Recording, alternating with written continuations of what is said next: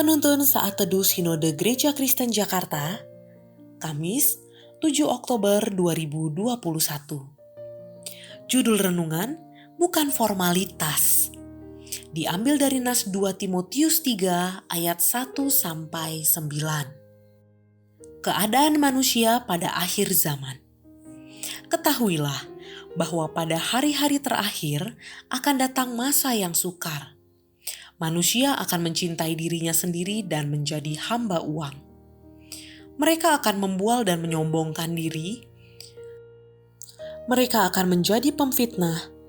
Mereka akan berontak terhadap orang tua dan tidak tahu berterima kasih. Tidak mempedulikan agama, tidak tahu mengasihi, tidak mau berdamai, suka menjelekkan orang, tidak dapat mengekang diri, garang, tidak suka yang baik, suka mengkhianat, tidak berpikir panjang, berlagak tahu, lebih menuruti hawa nafsu daripada menuruti Allah. Secara lahiriah mereka menjalankan ibadah mereka, tetapi pada hakikatnya mereka memungkiri kekuatannya. Jauhilah mereka itu. Sebab di antara mereka terdapat orang-orang yang menyeludup ke rumah orang lain dan menjerat perempuan-perempuan lemah yang syarat dengan dosa dan dikuasai oleh berbagai-bagai nafsu, yang walaupun selalu ingin diajar, namun tidak pernah dapat mengenal kebenaran. Sama seperti Yanes dan Yambres menentang Musa, demikian juga mereka menentang kebenaran. Akal mereka bobrok dan iman mereka tidak tahan uji. Tetapi sudah pasti mereka tidak akan lebih maju, karena seperti dalam hal Yanes dan Yambres, kebodohan mereka pun akan nyata bagi semua orang. Saya bertumbuh dalam sebuah keluarga hamba Tuhan. Pengalaman masa kecil saya kurang menyenangkan terhadap gereja.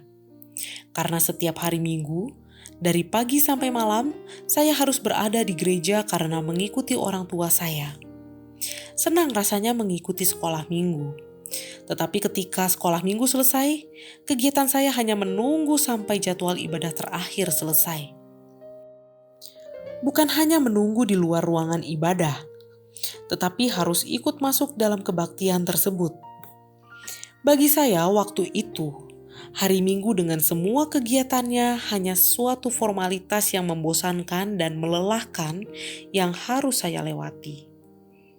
Rasul Paulus menggambarkan bagaimana kehidupan manusia di hari-hari terakhir, yaitu manusia akan mencintai dirinya sendiri, tidak mengasihi, menentang kebenaran, dan melakukan ibadah yang kosong.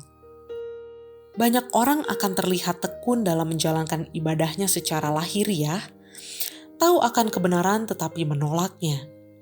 Mengaku orang Kristen tetapi tidak mencerminkan sebuah kehidupan yang menyembah Allah.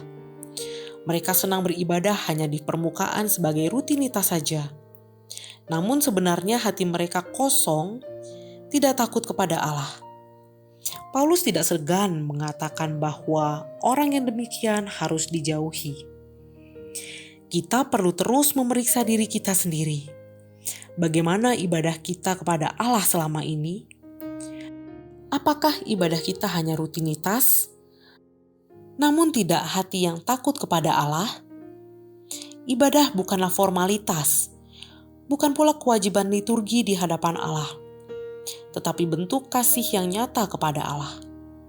Di dalam Kristus Yesus, kita telah dituntun untuk mengasihi Allah dengan segenap hati kita, dengan selalu memberi hati kita diterangi oleh kebenaran firman-Nya.